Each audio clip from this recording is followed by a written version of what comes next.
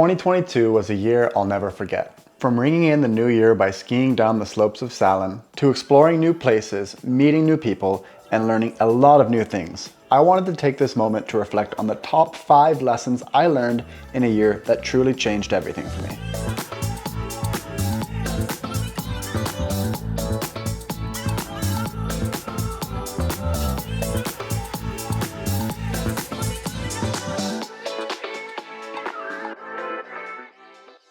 The first lesson that really solidified for me in 2022 is that I feel at my best when I'm constantly developing and learning new skills. And 2022 was a year where I learned a lot of new skills to a whole new level. A few of the skills that I'm most proud of having developed this year are really learning in depth how to do Facebook advertising to get a positive return on ad spend and really figuring that out at a deeper level than I ever had before. Learning how to design any sort of website that I want using Webflow. Learning how to fly an FPV drone, and also really improving my speaking skills when it came to another language that I'm very interested in, and that is Spanish. And that brings me to the second lesson that I really learned in 2022 is that in order to learn a language, you really need to immerse yourself in it.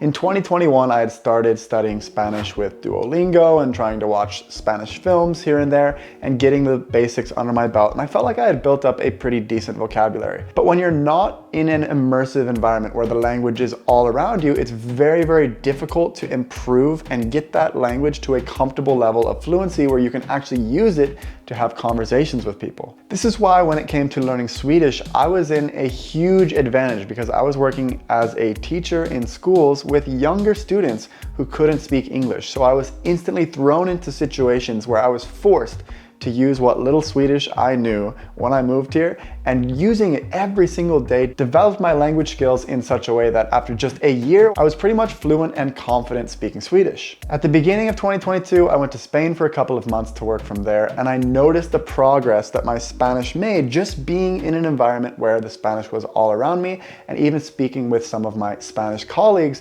that could not speak English. Just a few days with one of my Spanish colleagues that couldn't understand English, I felt like I accelerated my Spanish speaking ability more in those 2 days than I did in an entire year of studying Spanish on my own from Sweden. And it seems like there are a lot of native English speakers living in Sweden that have a very hard time learning Swedish because Swedish speakers are so great at speaking English. So the native English speakers are not pushed and not thrown into environments where they really have to use the language. To solve this problem, I'm partnering up with some language experts, and we're developing a very immersive experience for all of these people that have always wanted to learn to speak Swedish fluently, but have never gotten over the hump. So stay tuned for that in 2023, or maybe I'll even put a link down below in the description, but you're definitely sure to hear more about it on my channel in future videos. The third lesson that I learned in 2022 is that love comes when you are not looking for it. And if I rewind a little bit to 2021, I felt like at times maybe I was searching for my partner. I would go out a lot, I would go on a lot of dates, I'd be constantly like feeling like something was missing in my life. And when I came back from Spain after this trip, I felt this new energy, this new sense of enjoyment being in Sweden. And I really wasn't looking for a relationship. I had so much to look forward to with my brother coming to visit me in Sweden, seeing all my friends that I hadn't seen in a couple months, and really looking forward to the best time of the year, which is the Swedish summer. And it was just at this time where I met somebody that is truly special to me. I met my girlfriend, Misha, and from the very first date that we had, we just clicked instantly. We had so much chemistry, and on the first date, I think I even said like, this is gonna either end in marriage or heartbreak, because we both felt like our chemistry was so strong. And that relationship truly blossomed into something very beautiful. And it came at a time where I really was not looking for anything and not really expecting anything. And in the following months, we got to visit many different countries together, got to experience so many cool things. And now we've even taken the next step where we are living in the same apartment together. So we'll see what the future holds, but it was definitely a special highlight of the year, meeting my Norrlandsk girlfriend, Misha. The fourth thing I learned in 2022 is is that I need to invest more in myself. I think before in 2021, I was always putting money aside every single month to just invest into the stock market, which is a good thing.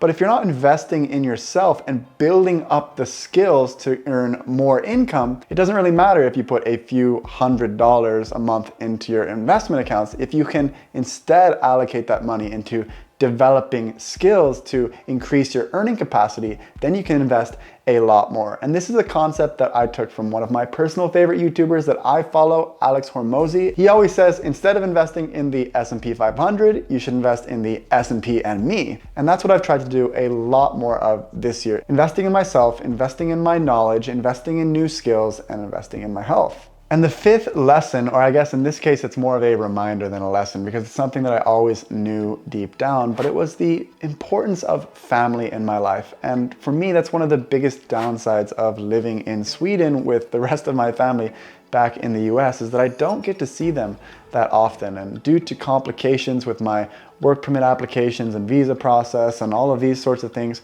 I don't necessarily get to travel back to the US very often. I'm very hopeful that those issues will be resolved in 2023 so I can make a long overdue trip back to the US to see all of my extended family as well. But this year in May, my brother came to Sweden and we had an amazing trip when he stayed with me for 3 weeks. We had so much fun together and I didn't realize how much I missed him until you see him. And it was the exact same feeling that I had with my parents. I hadn't seen them for an entire year and then they came in November and we met up in Spain for a week. And it's one of those things is like you always know that you miss your parents when you haven't seen them for a long time, but then it really just sets in like how much you actually miss them when you see them. And I really want to build a future where I can see my parents more than once a year, more than twice a year, where either they have a place in Europe or I have a place in the US, or just having the ability to travel more and make more frequent trips to be able to see my family members because they're such an important part of my life and I really cherish all the time that I get to spend with them. And I don't know about you guys, but I'm super excited for 2023. I hope you guys have a great end to your 2022 and I will see you in the new year.